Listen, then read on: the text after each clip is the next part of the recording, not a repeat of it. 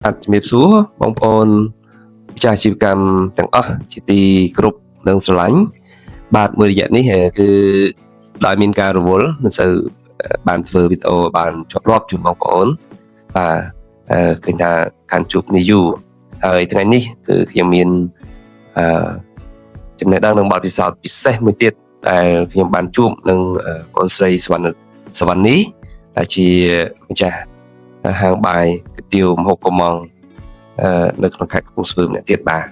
ហើយតើគាត់មានការប្រកបមុខរបរជួញដូររបស់គាត់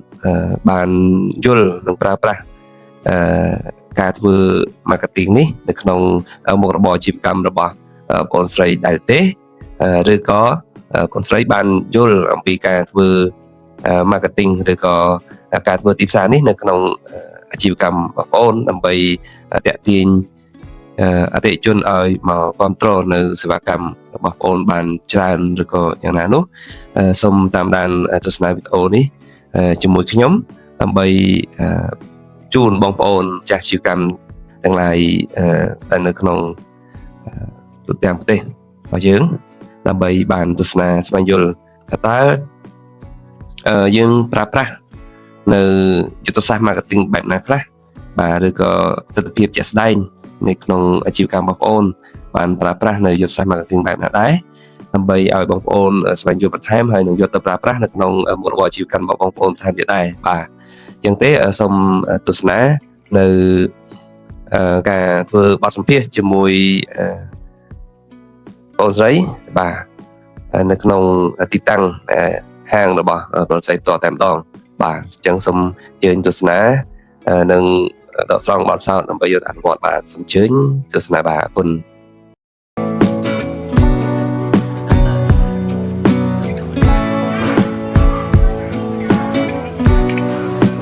ហើយជាបងជំរាបសួរ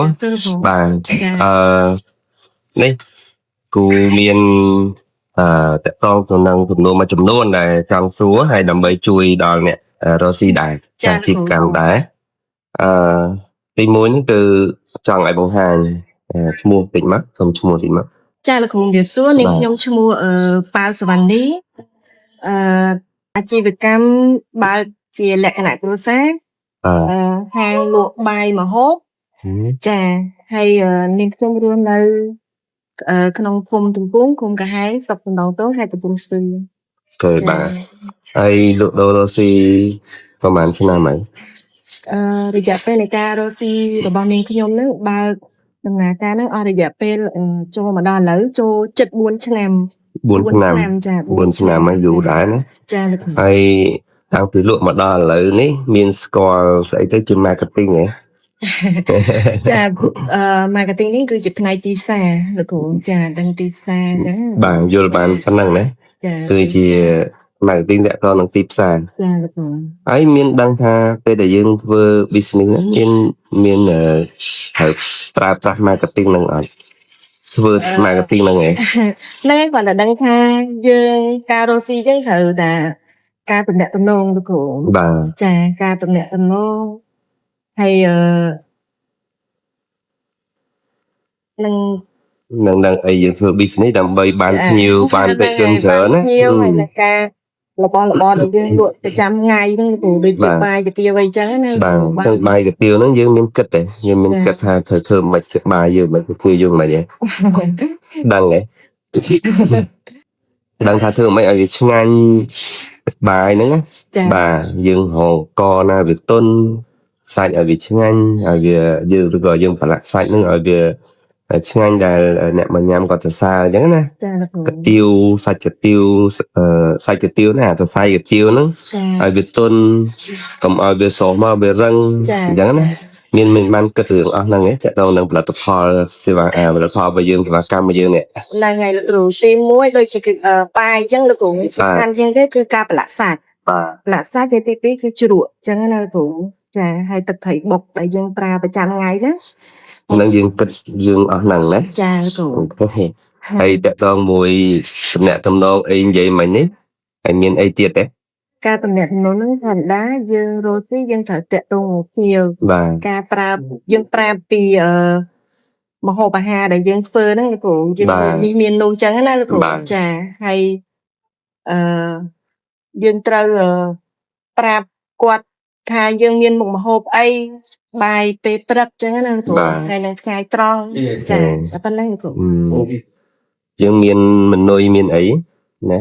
ហើយដល់មុនមានដែរណាមនុយនៅខាងលើអូមនុយនៅលើនោះហ្នឹងហើយខ្ញុំថតបន្ថែមអញ្ចឹងកាក់ដង marketing យល់បានតែប៉ុណ្ណឹងតែផ្នែកមួយនៃ marketing អញ្ចឹងណាmarketing គឺជាផ្នែកមួយទីផ្សារចាតែប៉ុត marketing មានន័យទូលំទូលាយច្រើនណាហើយ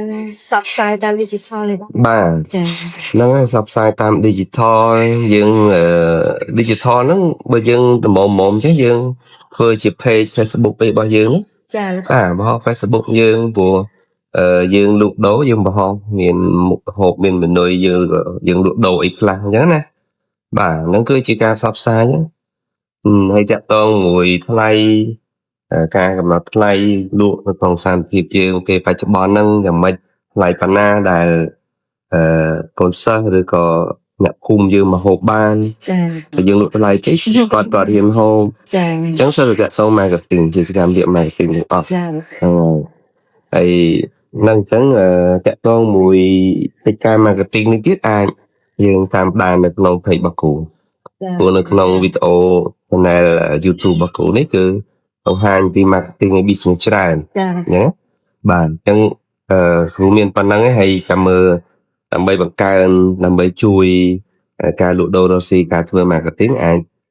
តាមដានមើលវីដេអូរបស់គ្រូច្រើនចាអាចនឹងយល់បានច្រើនចាណាហ្នឹងហើយអញ្ចឹងអរគុណច្រើនណាបាទអរគុណ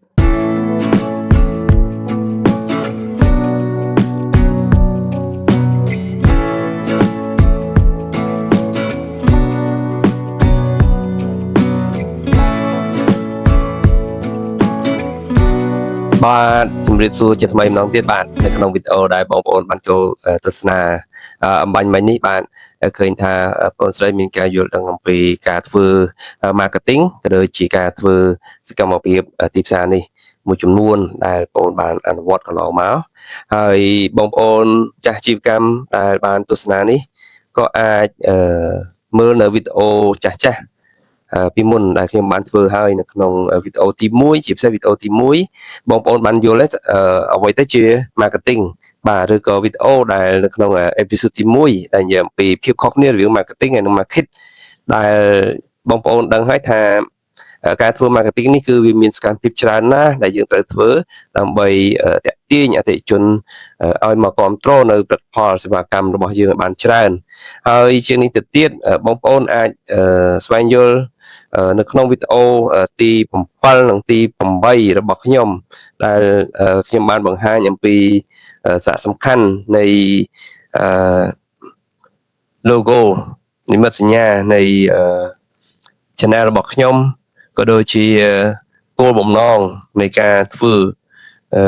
channel របស់ខ្ញុំនេះផងដែរទាំងអស់នេះហើយសុទ្ធតែជាអ្វីដែលពាក់ព័ន្ធទៅនឹងការធ្វើ marketing ក៏ដូចជាធ្វើយុទ្ធសាស្ត្រ marketing ដើម្បីទាក់ទាញអតិថិជនឲ្យបានគ្រប់គ្រងនៅផលិតផលនិងសេវាកម្មរបស់យើងឲ្យបានកាន់តែច្រើនថែមទៀតបាទដូច្នេះបងប្អូនយើងអាចទៅទស្សនានៅក្នុងវីដេអូចាស់ៗរបស់ខ្ញុំបានបាទសូមអរគុណ